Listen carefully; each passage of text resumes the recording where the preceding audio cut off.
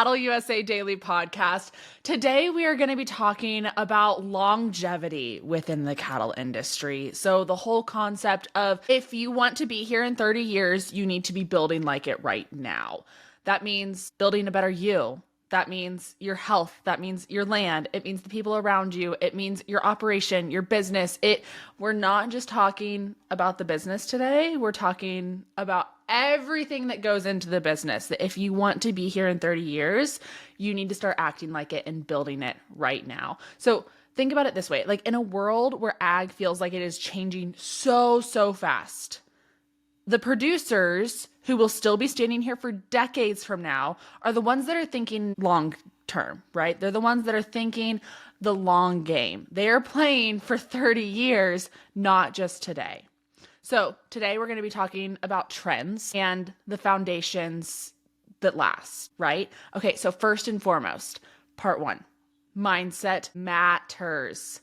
Where's your brain at? Where's your head? Legacy does not happen by accident. It is built with every single decision that you make. So I want you to ask yourself, am I working for this season or for every season ahead? Are you focused on fall calving for this year or are you focused on fall calving for every year, right? Are you making decisions in your life that are focused on the short term or prioritizing the long term? Now, you gotta play both sides with this, right? You can't have your head in the clouds the whole time. You can't be only planning for the future. You do have to be in the here and now and make quick decisions for the here and now. Absolutely.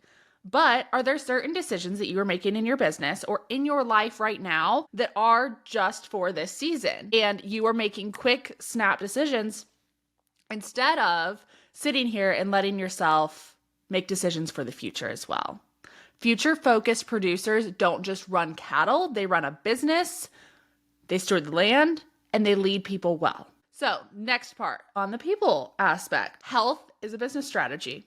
Your health matters. Your mental health, your physical health, every aspect of you matters as well.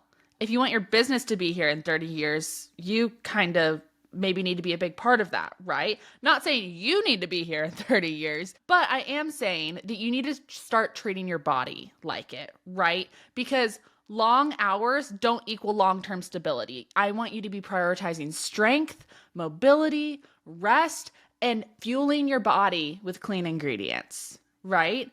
Because at the end of the day, if you're run down, if you're burnt out, or you're always in recovery mode, you can't lead, you can't build, and you can't last on your operation. And I want you to focus on those first two, right? Because a lot of you are going to be listening to this and you're going to be like, I don't care if I am here in 30 years, right?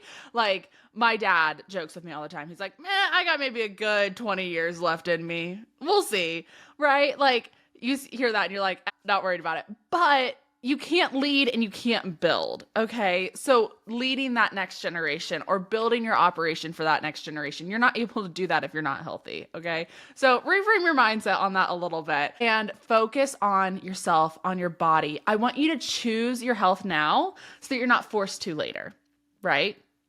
That's a situation where you don't want to have to be told by a doctor that you have no option but to do this. You have no option but to get your ass up and go walk 3 miles a day because of XYZ problem, right? Start choosing to do that now. Next, financial infrastructure of your business. So are you making decisions that protect your operation or just get you through this year? Are you looking long-term for the long-term longevity of your operation and looking at your operation like a business? Or are you just focused on, we just got to get through this year, right? And there are certain situations, there are certain times where I am so familiar with we just got to get through this year. And I want to be extremely conscientious of that for those of you that are in those situations. There are a lot of you that are going through extreme droughts right now, other things that are completely out of your control, right? And you just got to get through this year. Absolutely get through this year. Prioritize yourself, do what you need to, put your head down and just get through this year.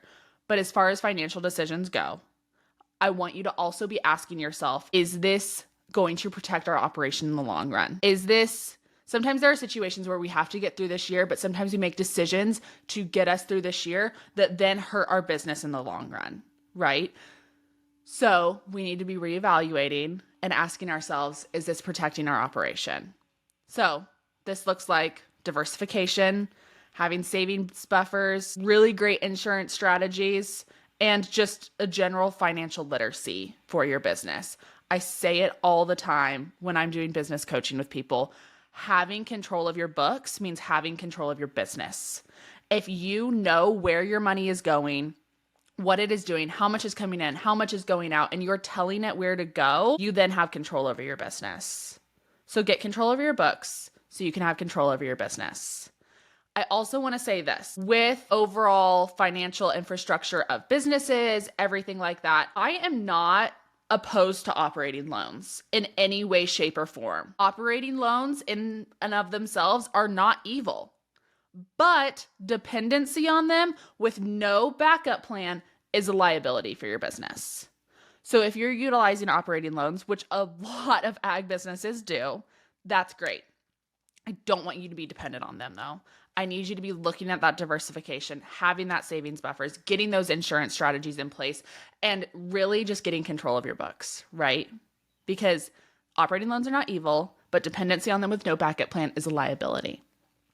Okay, number 4, your land, right? That's a big part of your operation. So the land doesn't lie. If we want to be here in 30 years, we've got to start treating our land like we'll be here in 60. Right? So this looks like soil health, rotational grazing, water access. What are you doing today to preserve tomorrow's carrying capacity? Land stewardship is so important as agriculturalists. And I think all of us understand that because if we don't steward our land well, we then can't graze our cattle well, then we have a suffering business. So it's one of those situations that like, duh, big red truck, we're going to be taking care of our land.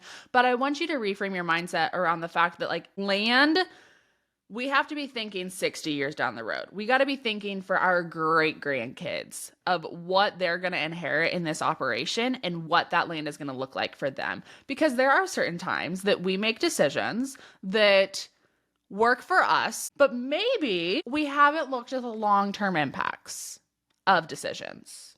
So it is one of those mindsets of we just got to reframe it a little bit to ask ourselves to just spend a little bit more time when we do make decisions for our land. When we're making decisions for what rotational grazing things we're going to do, what soil health things we're going to do, what we're going to be doing about invasive species or water access or things like that, that we need to be making decisions that are going to impact us now, absolutely, but that are also, we need to be taking some time to consider what it's going to be doing for the land in 60 years if we continue down some of the paths that we are on right now. And then I also want to mention land ownership versus leasing. Both have their place, both have merit. Plan like your grandkids will inherit the pros and cons. I'm not going to sit here and say one is better than the other. We do both. But I want you to plan like your grandkids will inherit the pros and inherit the cons. So make your decisions based off of that for whatever works best for your operation. Now, number 5, and our last one that we're going to talk about today, relationships and team. You cannot do this alone. Period. Point blank period. You cannot do this alone. So I want you to be investing in your people, your spouse, your kids, your employees, your partners. Invest in them now. Care for them now. Because you cannot do this alone. With that, succession planning starts now, not when you're 65. I don't care how old you are. I don't care if you are in your 20s, your 40s, or your 70s. Get a succession plan now. Because it is way better to have one now and have a plan now than when you are 65. I come from a family that, if you have listened to our succession planning podcast, you know this. We are not afraid to talk about death in my family. My dad's dad died when he was 13. And I can promise you that there was not a succession plan. Did it impact the longevity and ability of the ranching operation? No, because my grandma was still alive, thankfully. But that doesn't change the fact that accidents happen. Things happen when we don't expect them to. It's better to have a plan for those that we're going to be leaving behind. My husband and I are currently getting our wills and everything like that finalized and figured out. And it's not fun to sit and talk about death or the idea of you not being here, but succession planning starts now. Do it now, no matter how old you are. I am 23 and I have my succession plan done. And you know what? It's going to change as soon as we have kids, as soon as we move. During big life changes, your succession plan is going to change. But do it now, not when you're 65. At the end of the day with relationships, strong relationships help you weather those hard seasons, but then they also help you scale when opportunity knocks. Invest in the relationships around you because those relationships are going to be the ones that take you to where you want to be in 30 years, that help you and your operation be where it's going to be in 30 years. At the end of the day, guys, long-term success in this business requires short-term discipline. We've got to start looking at our businesses and asking ourselves what the long-term impact is going to be. Short-term discipline is not always easy. And this is coming from someone who, in her Clifton strengths, somehow discipline is in my top 5, right? Discipline is a part of my life most of the time. But that still doesn't mean that short-term discipline is easy. It is hard. The thing is you're not just building for next year's calf crop.